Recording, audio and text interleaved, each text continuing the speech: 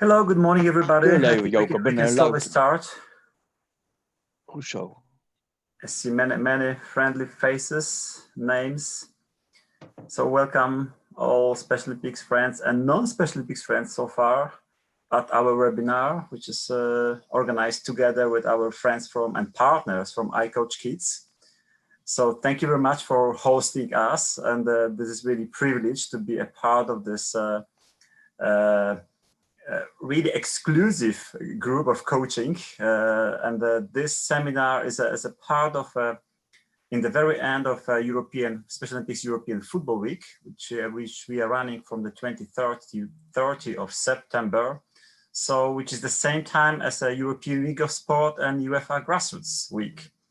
So there is a lot of reasons to talk about football, and we ask our partner iCoachKids to help us with the pure coaching topics, which are focused on the critical area that Special Olympics now is prioritizing in our strategic plan. And I'm so pleased to see now people are joining, more and more people joining meeting, and also outside of Europe. So Gary Hudson, Chris Vandenhagen will be presenter for today, and as you see, the main topic for today is a road from the ball and knee to 80-side football format for players with intellectual disabilities. As we mentioned, 80-side football has been recently approved as a new format in Special Olympics. So since July, in the sports rules, you can see this format offered officially at the rules on the website. So I will not wait longer for our participants. Probably we can start. And before we go to the presentation, I would like to invite and introduce a special guest for today. One of the athletes from Special Olympics Great Britain, Niall Guide. Yeah. So hello, Niall. Hi, I'm Niall from Special Olympics Great Britain. I would like to welcome you all to today's webinar between Special Olympics and iCoachKids, called The Road from the Ball and Me to 8-a-side format football for athletes with intellectual disabilities. So a little bit about me. I've been involved with Special Olympics for 14 years.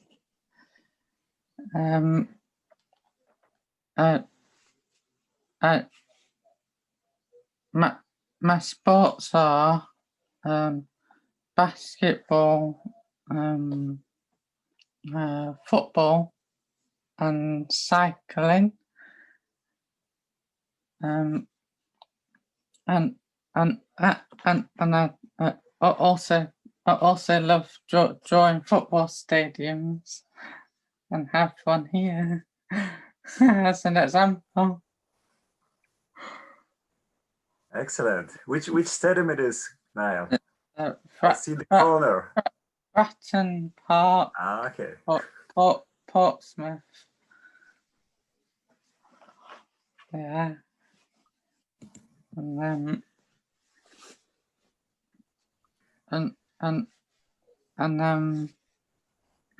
yeah, I've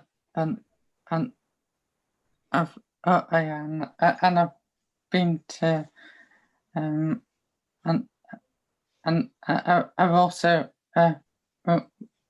represented the Special Olympics Great Britain in basketball at Los Angeles at the 2015 World Games in which was held in Los Angeles, and won and played basketball and came back with a gold medal. Okay.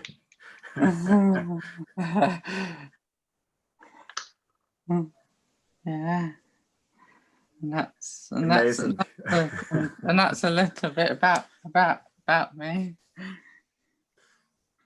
Thank you very much, Niall. And I will now pass on to Gary Hudson from iCoachKids from Leeds Beckett University, and he will be our host for at least for the beginning. Gary, if you have any question to Niall, or you would like to start, so over to you. Thank you very much.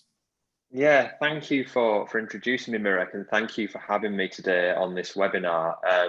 And also thank you very much to Niall for joining us this morning or this afternoon, wherever everybody is in the world. So Niall, I've just got a couple of questions for you.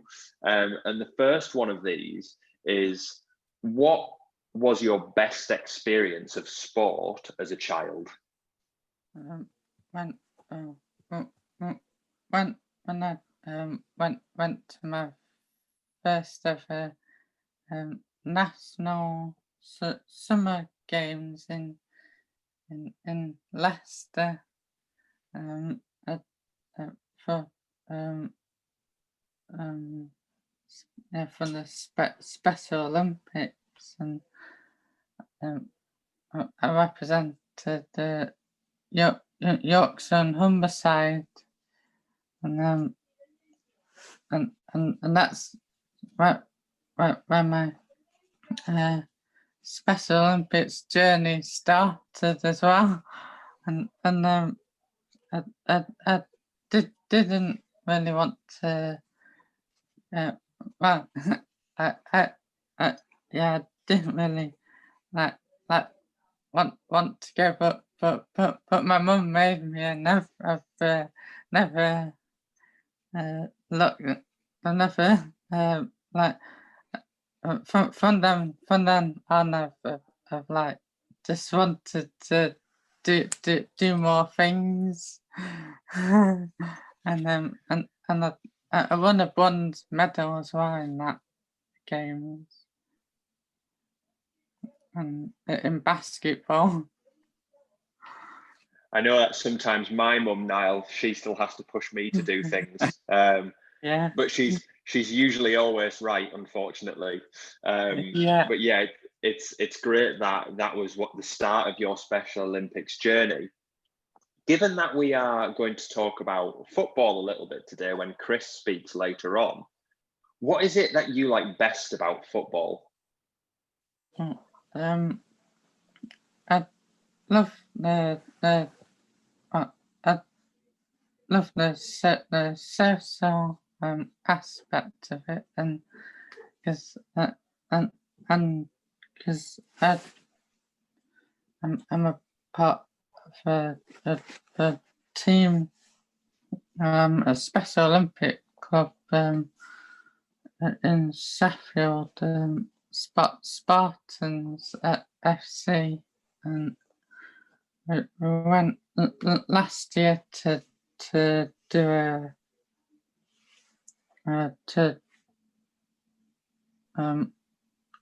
we did a tour of Wembley football stadium, and it was really amazing, and trips. I got to do a trip away with the football team, and I really enjoyed it, and got to know more about Wembley football stadium. That's excellent. And can you tell me your greatest memory of playing football? Yeah, I did a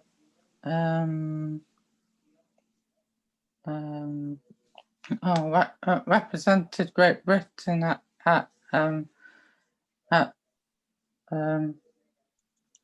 it's a European football tournament in in Denmark, and I and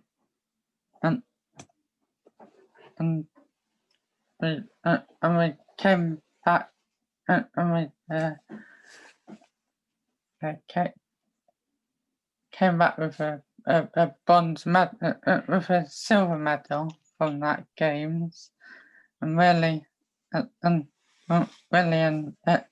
enjoyed it as well, because it was my first time in going to Denmark, and got to just really and we played as a team as well. And I think it's fantastic, Niall, that you've got to be able to travel the world with Special Olympics, which is awesome. Yeah. And for anybody watching today, if you have any questions for Niall, as well as for me or for our other presenter, Chris van der Hagen, or even Mirek, please just type them in the chat box. And if you're on YouTube, you can also ask them there. For now, Niall, thank you very much for joining us. And I will begin with my part of the presentation. So thank you very much, Niall. So keep those questions coming in, and I will just share my screen.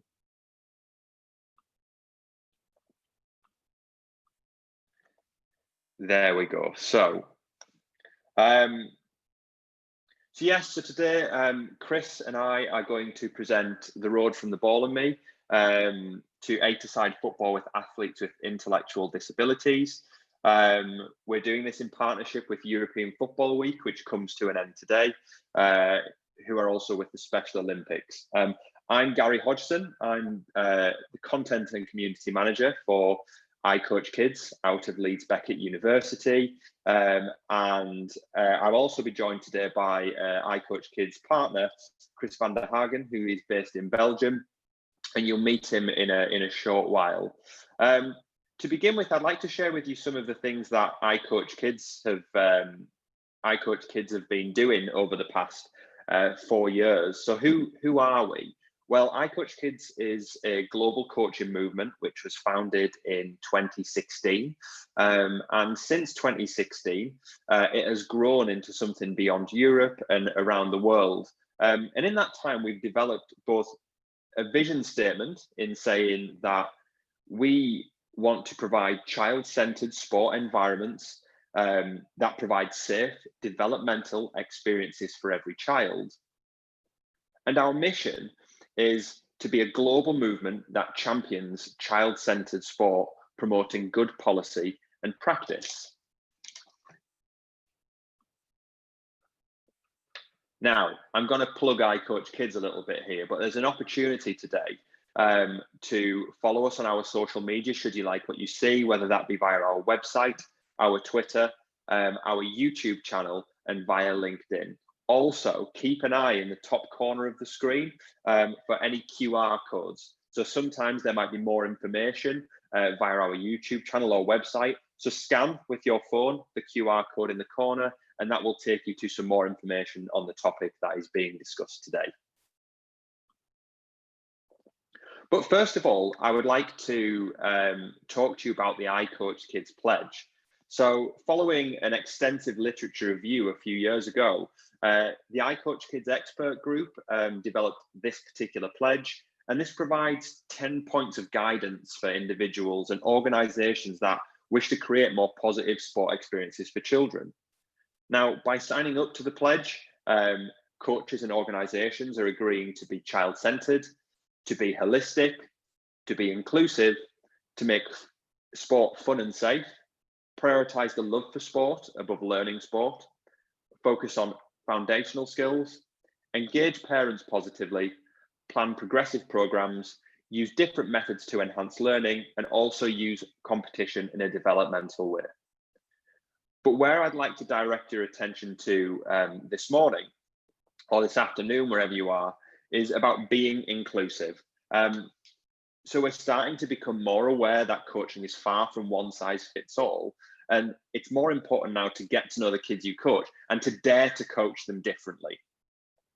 Now, to be inclusive doesn't necessarily just mean working with athletes with disabilities. It's much more about being centered on having the right relationships with your athletes. So we need to remember that sport is for all. So we need to ensure that coaching facilitates learning for children and young people of all shapes, sizes, ethnicities, beliefs, and motivations.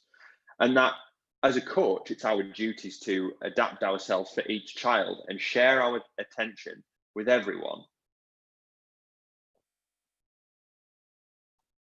It's also important that when we create our plans, we write our objectives for everybody within the group.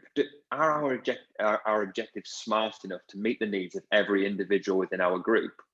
And remember, every person in our learning community, whether that be our athletes, coaches, parents, have their own set of belief systems and cultures. And it's important as coaches that we value each of these.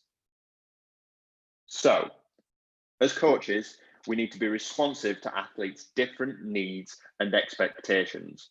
So we have two key strategies that we would like to highlight. Number one, focus on what your athletes can do. So we focus on the strengths of our participants, keep them motivated to come back and continue in sport. And secondly, to become a relational expert. So can we create strong, positive bonds with our athletes and fellow coaches to make sure we set the best learning environment possible? Now, starting to think about our topic today, so moving towards 8-a-side football with athletes with intellectual disabilities, we have Chris van der Hagen with us today. And I am just going to allow him sharing duties. Bear with me 1 second. Where is Chris? More. Make host, in fact. 1 second. Make a co-host. Can you hear Brilliant. me? Yes, Chris, hi, welcome. Yeah. Okay. Probably you can't see my screen yet, or can you? Not yet, but we will keep an eye. I will try just a moment. I think I can fix it like this. Here we go. Perfect. Now, that's better. Absolutely perfect. Thanks, Chris. I try. Yeah. So, okay. Yeah, good afternoon, everybody, or good morning. It depends on where you are. So here we are just afternoon in Belgium. So I'm really happy to be here. And I know the Special Olympics family from my previous presentations. I was last year in Luxembourg. So I'm really happy to be able to contribute to your European Football Week, and it's an amazing environment. And I think even now today, if we are obliged to do it in a virtual way, I think there's no problem. If we want to learn something from each other, there's always a way of finding it. So thank you, Gary, for the introduction about the iCoachKids movement, I should say. It started just as a project, but it really is becoming a movement all over the globe, and we are so happy about it because the children they really need it. So you said it already. I use still that terminology about child-centered coaching, but you called it athlete-centered coaching, and that's really what we have to focus on in the Special Olympic environment. So yeah, just to present me in a short way, I'm working for the Belgian FA, and my daily work environment, it's the professional game. But I've been working since 16 years old. Since the age of 16, I'm working in football as a coach, And I've been working in grassroots level first, and since now 2 years, we also have in our grassroots club here a team with intellectual disabilities. It's amazing how we discovered another world, and how the whole community is really enthusiastic about it. So from my experience, I think most of you who are watching this webinar will be coaches or people around the team. So I think this is really a crucial question, and I always start with that question about focus on the people in front of you, the athletes in front of you. Why are they there? What are they able to do, and what are you able to learn them? And don't do the wrong things, because yeah, this is what it's all about. It's about grassroots football. It's not about the top professional football, and it's all about having fun and enjoying the game together and making friends. And I think this is also the world of Special Olympics. It's not about getting top performances, but it's for everybody and about participation and having that, football as a tool for learning. So you as coaches, you really have to have plenty of skills, and it's about being a specialist. Even if you're not a professional coach, you are considered to be a specialist, because the picture of that chameleon is fantastic, because in any situation where you are, you will always be obliged to be different and to have a solution for the situation in front of you. And I think for this part of football, it's all about positive emotions and having that connection with your athlete, with the individual athlete. It's really so important. These are some pictures from our team here in my city. But it's all about you. It starts with you. And if you want to be the best coach for these athletes, you have to start a journey of self-discovery and of self-development. And I think the role of the coach is really a crucial role in that process of participation. And it's working together, it's learning, it's creating a team spirit, and all these things are equally important, but there are conditions. It depends on the environment that we create around these athletes. And when we talk about the environment, we start thinking about how are you as a coach? How is your coaching style? And I think these three elements of the Olympic ID, excellence, respect, and friendship, should always be there. And excellence, when we talk about excellence, it's not about winning the Champions League, but it's about having an excellent environment for everyone around your team, in your team and around your team, trying to get the best out of every player, every athlete. And that's really, it depends on you as a coach.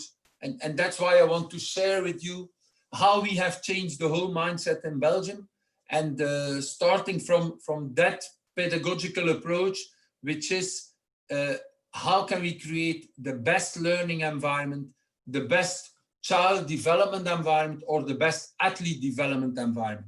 And it's not just creating a story and say, okay, it's falling out of the clouds.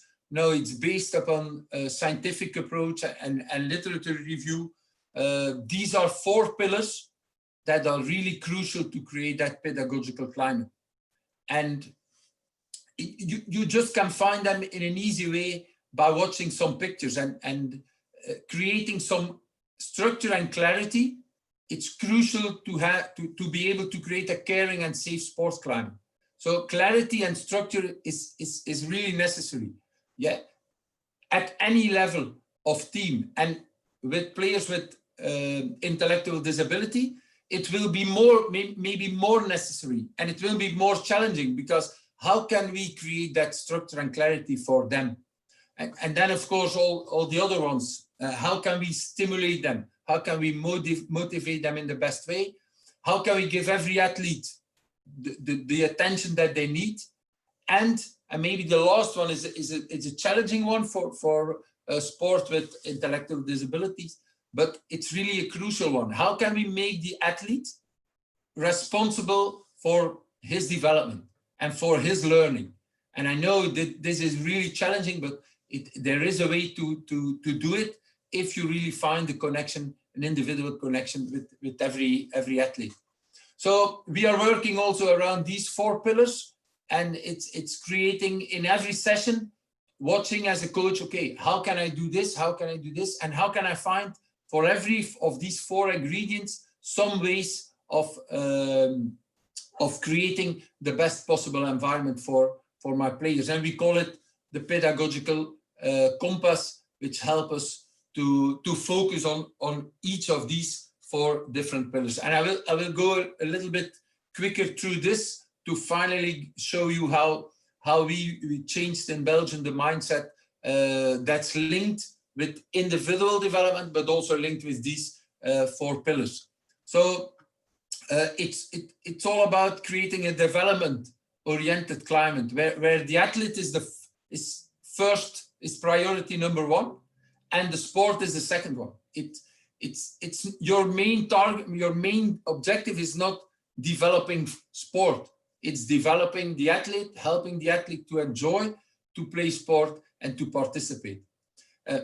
They are all different, and they are more different than in the normal sport environment. So you really have to focus on positivity, on the fun factor, and by having this fun, they will also start learning the game in a better way. I always say, make them first love the game, and then you can start teaching the game. So that's really a second important point. Gary told about inclusion, and I think inclusion is the best example of creating a caring climate where all the athletes are important, and where you can focus on the relationships between the players, between the athletes, and also between the coach and the athletes. And here we focus more on the aspect of friendship and relationship. And of course, safety is really crucial.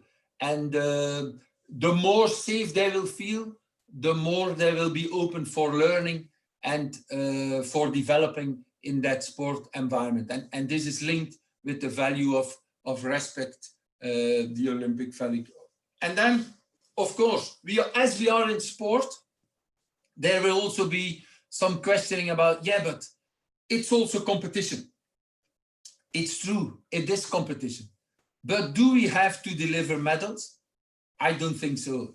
I think that this criticism about we have to deliver medals and this is way too soft, I think this is not really the feedback that the Special Olympics environment expects us to give. So we really have to work on that, creating the best possible positive environment, and where children do not compare their own performance with the others, but they have their own goals for themselves. They are all different, and being successful will be different for each of them. And I think this is not about getting medals. It's about unlocking a person's potential. And as these persons are different, their potential is different. And how can we as a coach, how can we help them to maximize this growth? And these are just two fantastic pictures of how we deal with this kind of environment in RFA. And you see the 2 logos of our Belgian Red Devils is our men's senior team, a fantastic team with world-class players. And we have the same fantastic team with, we call them those Special Devils. And you can see the head coach, he's always also involved. Also the players, they adore it to play games, mixed games with players with intellectual disability. They really enjoy it. And we have the same thing, our women's team, it's called the Red Flames. And we have also these special Red Flames in our Belgian FA. We had them in our training center 2 weeks ago. And it's fantastic always to see how happy they are. And it's not about getting medals. It's about, creating that sports environment where they feel, yeah, as the Red Devils, as the Red Flames. And then I think this is a challenge for all of you. How can you become the best possible coach for these athletes? And it's all linked with the question: are you willing to do it? Do you want to become that coach? And I took the picture from the children's coaching, but you can change that picture and put one of your athletes in it. I think we really have to start watching the game and the sport from the eyes of the athletes. And as a coach, yeah, you will be like the Swiss knife. You will need plenty of tools, because it will be a struggle to do the right thing. And the right thing can be, for some of them, work more on physical development, for other of them on cognitive development, social or emotional development. But I think the social and emotional ones, these are really the very, very, very important ones in the Special Olympics family.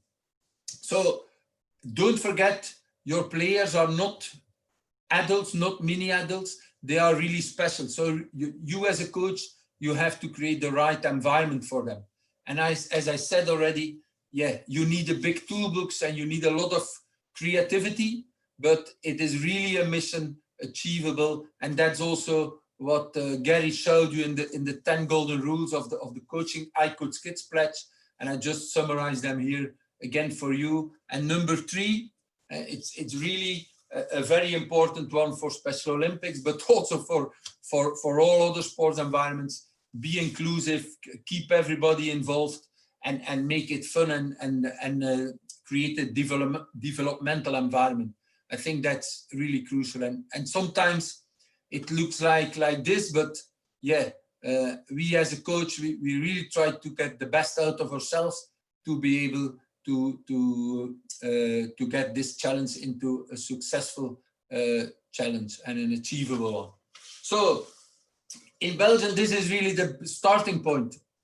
It's all about fun and learning while playing. So this is really what must be the starting point for all of you as a coach. And okay, then how can we create the best possible environment to maximize this fun environment? And I think that it's not by thinking about medals and by thinking about competition. And that's really what we want to get out of the mindset of coaches, the winning spirit, or the winning mindset. We really want to think about, okay, how can we create the best possible learning environment? And this is what the revolution we made in our development plan. We call it tailor-made coaching. We really changed the playing and training format into a format based upon who is the individual participating. And then this is our challenge as a coach and as educators. It's to give the athletes roots to grow and wings to fly, and creating, like you see on that picture. I think it's very easy to understand where they want to be. They want to be on the right side, in a player-centered environment where they have the freedom to play, the freedom to fly, the wings to fly. And this was my starting point, and it will also be the starting point to explain you why we changed our environment, and how this environment can be a great inspiration for all of you. So I always compare it, we have a lot of cyclism here. And so when we teach our children to ride a bicycle, do we take this bicycle? No, we don't. So this will not give them the best possible environment to learn and wings to fly. So we really have to think about what's the best possible pathway. And you can see here, these are the 4 steps that I want to present to you. This is the step where we start with in under 6, when we go to more complexity in the 3v3 format, then we go to the 5v5, and then we go to the 8v8 format. And I want to go through that pathway together with you to explain you and to make you understand why we changed it and what are the benefits for learning for your athletes. So this is the most crucial element, is the 1v1 situation. because the 1v1 situation helps you to focus automatically on the individual. So we start playing football in this 1v1 environment with 2 goalkeepers. That means that your players, when they are here as an individual, all the time they are in full activity, full physical activity, full cognitive activity about thinking, okay, what can I do, how to get the ball?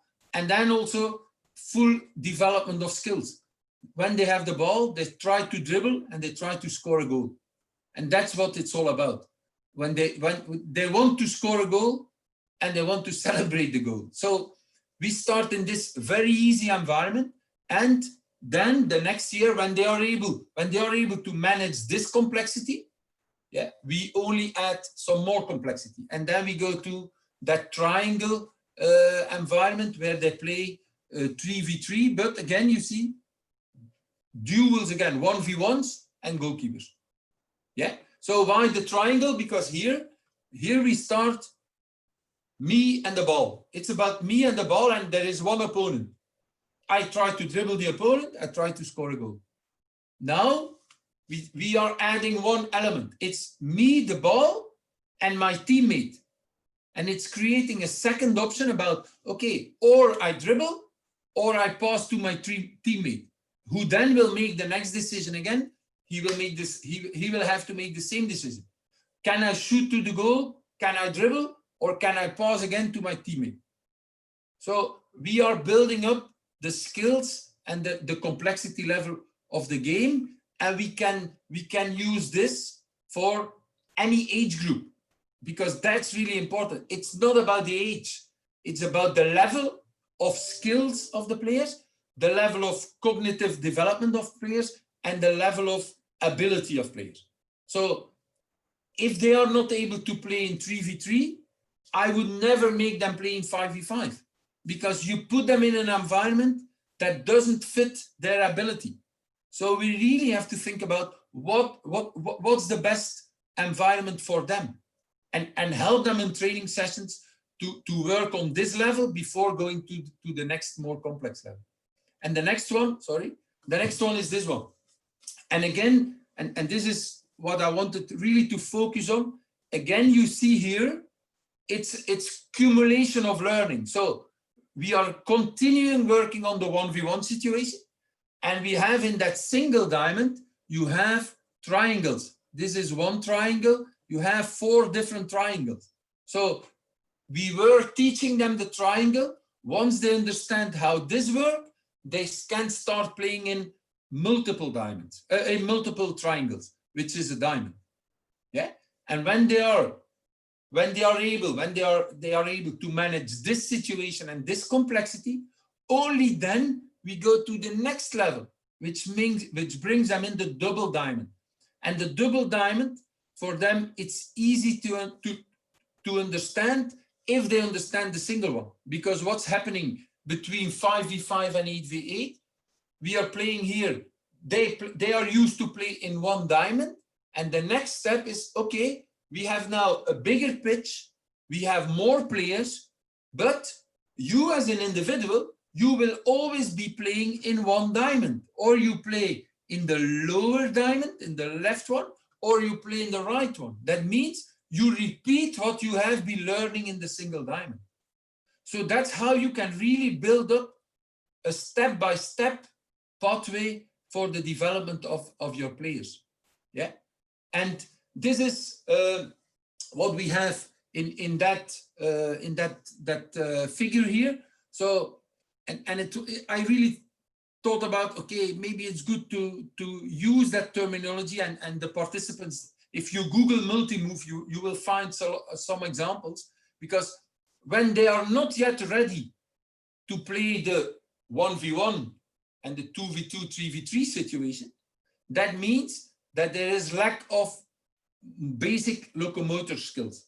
So that's why before we start to play football and we start training as a player, we always send them through the multi-move modules at very young age. But also here again, you will find there plenty of activities that really can be used for for the Special Olympics environment for players with intellectual disabilities, because it's preparing them for going to the next level. Yeah. So important to understand, and I think this is the lesson from the slides that I just presented to you.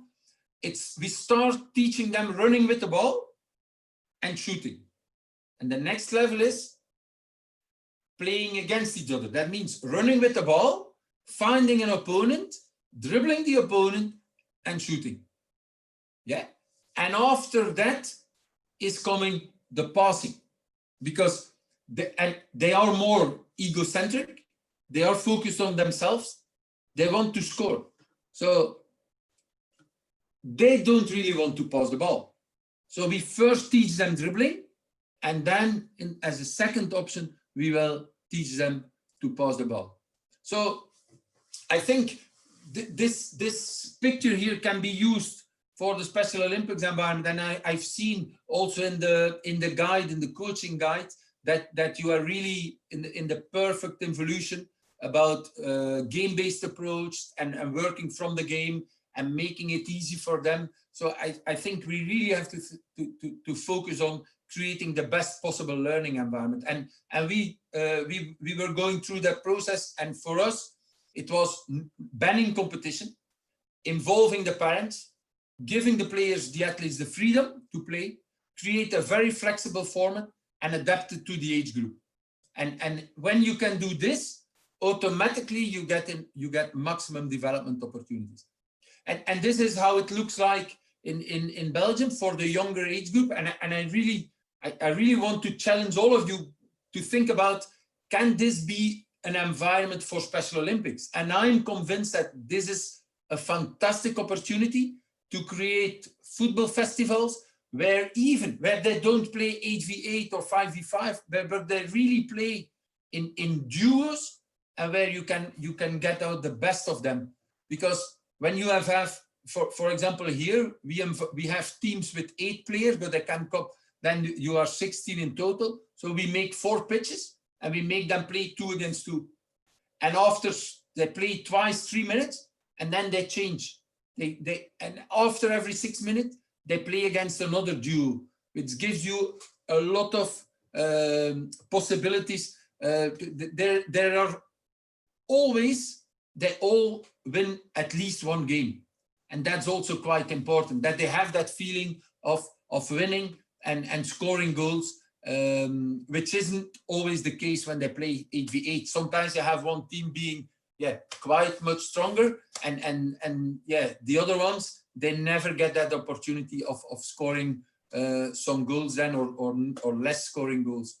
So the same thing with thinking about the pitch size, and I really think you have to be flexible about it and try to make the pitch grow with the complexity level that the players are able to deal with.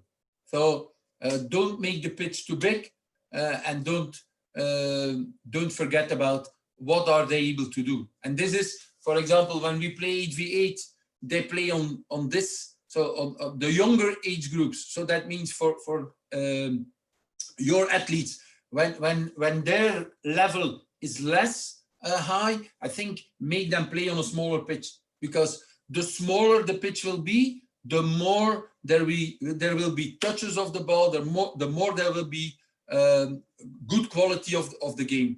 When the pitch is too big, it's too much kicking the ball away and just running. Yeah. So think about that. You don't have that problem about benching players, and we had it in Belgium. Too much player was too long time on the bench, and that's how we changed the regulations, because they hate the bench. They want to be on the pitch, and that's why we changed. We play in 4 quarters now, and after every quarter, all the substitute players have to come on the pitch. And this helped us to create that whole environment about the game as a tool, and not as a goal for winning. It's not about winning, it's about learning. So just to give you some insight, we have 2 different ways of doing it. So you can do it in friendly games, but we also we organize what we call Festifoot. Yeah, these are two different possibilities. This is the one I presented you already. This is what we do in the northern part of Belgium. Yeah, and I show you how it looks like.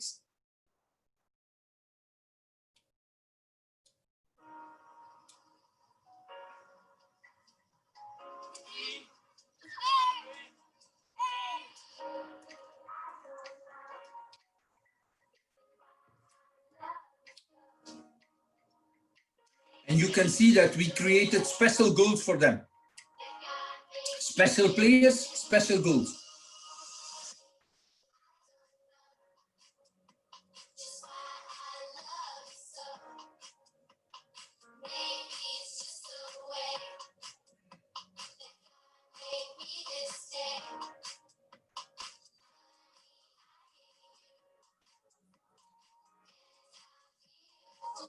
So when we create a Festifoot, we make a combination of, like you can see here in the picture, they play 2v2, yeah, and then we introduce a challenge. And a challenge, it's like create like what they do on a playground, but in football. So you will see some examples afterwards, and you can organize it on the pitch like that. You play 2v2 in the corners, and then in the middle you create some technical challenges around the ball.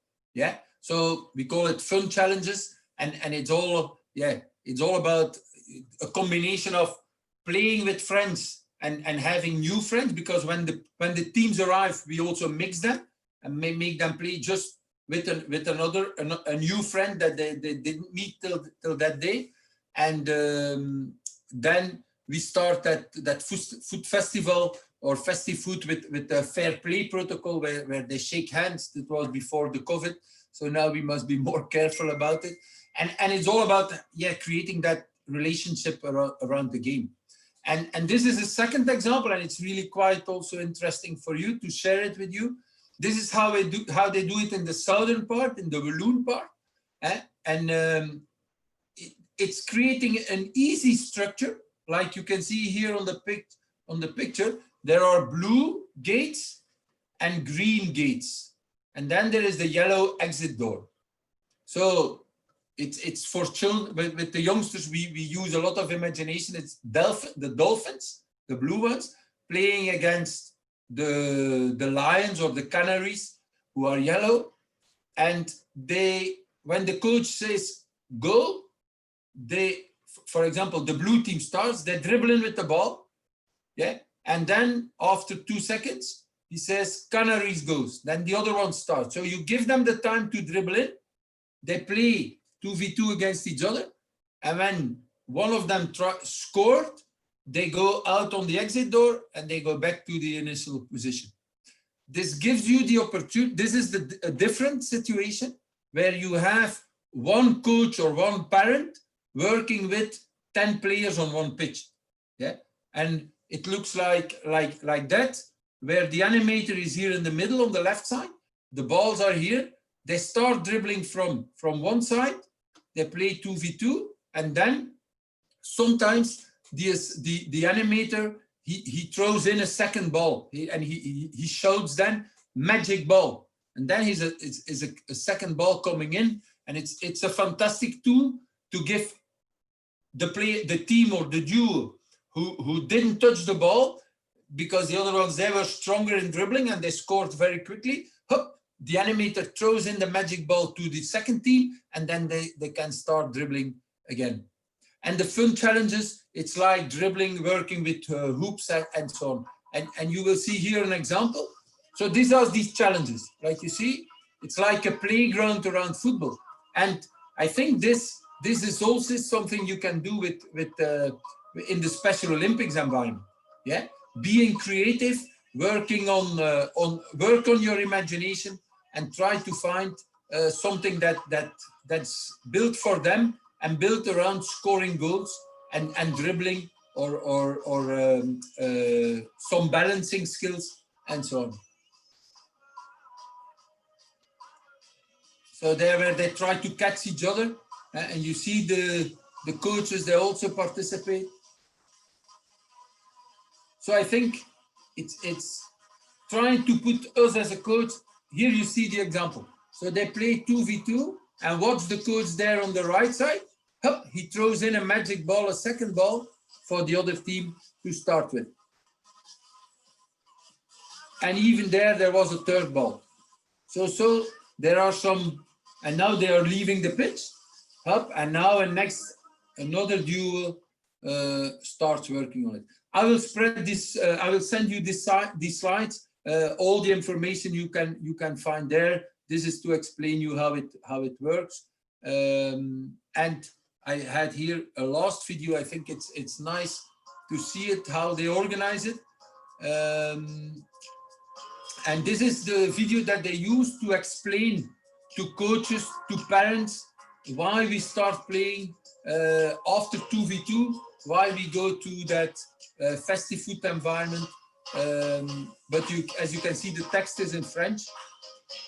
So they mix the clubs of the two teams, or the 3 teams, or 4 teams. It's up to you to decide how many you invite. And then we give them dips, and we make them play in trios. This is creating that structure. So the coach, he was saying, okay, when I turn around, I want you to be ready to go out and to listen how we are going to do it. And here you will see the distances, and you also see the different areas where they have to start from the boxes on the sides. You will see here 1, 2, also on the other side, the 3 entries or 3 boxes where the players are coming from.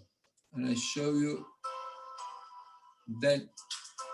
Here you can see an example how this is not 2v2, this is now that 3v3, where you can see, I just go back a little bit from the beginning that you can see how it works. Yeah, you see here 1, 2, 3, they start dribbling in and they play against the 3 others. And here you see the timing, because now 6 of them are playing, 6 of them are watching. So after like 30 seconds, they go out of the pitch and the other 6 are coming in.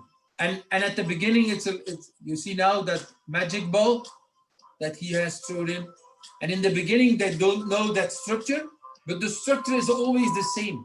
So it's very easy for them after some experiences. They really understand it, how it works, and they are familiar with it. So this is the big challenge for all of us. They are, every athlete, it's especially when they are young, they are artists, but how can they remain as an artist when they grow up? And that depends on our environment. So it's creating a combination of what they do normally in club training sessions with technical exercises, but what we do on the playground and street soccer, it's freedom. So we want to make a combination of this to create the best possible environment. And it's about having fun, working on their physical development, create an athlete-friendly environment, and with childlike teams where they really love it. A lot of variation and recognizable but simple. Yeah, and that's how we create. I will also send you these ones. How we create some of these games or playground games, but around football with the ball, but with a lot of imagination. Ball thief, they have to steal balls from each other, and that's really what they like, and that's how we can make a combination between a dribbling game as a 2v2 game, and then going to the next level with a challenging playground activity. So this is about how you can do it on the pitch, but I think I don't want to. This was if there was time left, I've put some example, but I think we don't have to go through this now. I think I would give it back. Just a moment. I would give it back to the floor, and open the floor for some questions. I think that's, and if there is time left, I can show you another of these examples. So it's up to you. If there are questions, I'm ready to answer them. Thank you very much for that, Chris. Lots and lots of new and exciting knowledge for the audience to digest there. There's been a couple of questions that have come in. The first of which is asking, do you use simple and fun games without footballs for warm-ups? What do you mean? Do you use? Fun games that don't have balls involved for warm-ups? Yeah, absolutely. It's not only about the ball. No. Like you've seen in one of the videos there when they are trying to catch each other. Yeah, absolutely. It's the most important thing is, like you said, in warm-ups, but not only in warm-ups. Okay, if you want to, after having played the game, and if you want to do like these catching games, why not? Because it's about having fun. And in a warming up, it's a perfect opportunity to do it. Once without balls, some of them without balls, some of them with balls. Absolutely, yeah. Another question that has come in, Chris. Earlier in your presentation, you spoke about autonomy. What are the strategies that you recommend to help athletes have greater control and choice in their learning? Yeah, for example, I'm not a specialist in intellectual disability sport. I'm not. I'm just observing it, how it works here in the group. I try to advise them, and I think that that autonomy part, it's the most challenging one in that environment, and I'm really convinced about that. But just to give you an example about how we use some of these things here,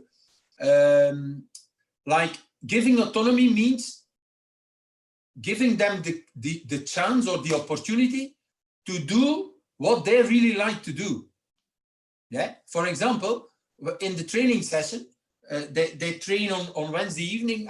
Yesterday evening, I was there. So there is always 10 minutes that they can choose what they want to do.